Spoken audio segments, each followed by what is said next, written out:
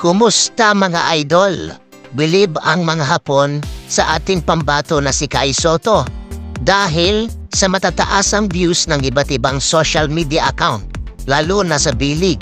Kahit sa simula pa ay matataas na ang mga naging views sa tuwing may laro si Kai Sotto.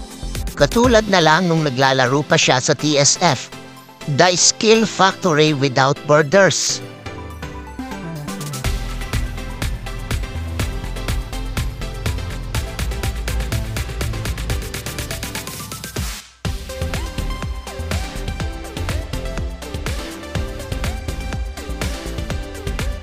Sa Adelaide 36ers,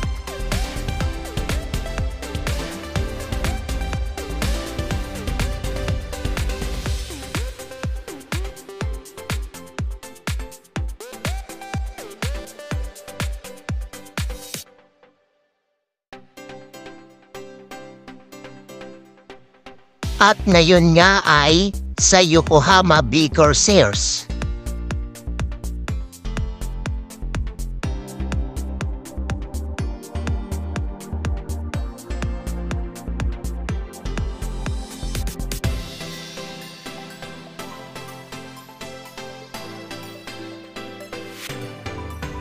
Bukod sa pagtaas ng views, ay tumaas din naman ang kanyang kumpiyansa at nag-improve ang mga laro. Tumaas din ang kanyang mga puntos at rebound sa 5 huling laro.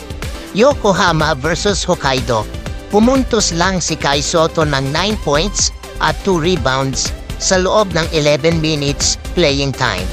Kontra Shibuya naman, ay pumuntos lang si Kai Sotto ng 5 points at mayroong 10 rebounds sa loob ng 27 minutes playing time. Kontra naman sa Chiba Jets, pumuntos si Kai Sotto ng 26 points at 11 rebounds sa loob ng 28 minutes playing time.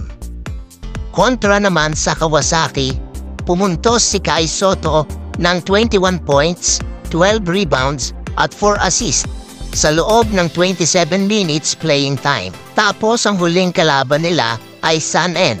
Pumuntos si Kai Sotto ng 23 points, 10 rebounds at 1 assist sa loob ng 27 minutes.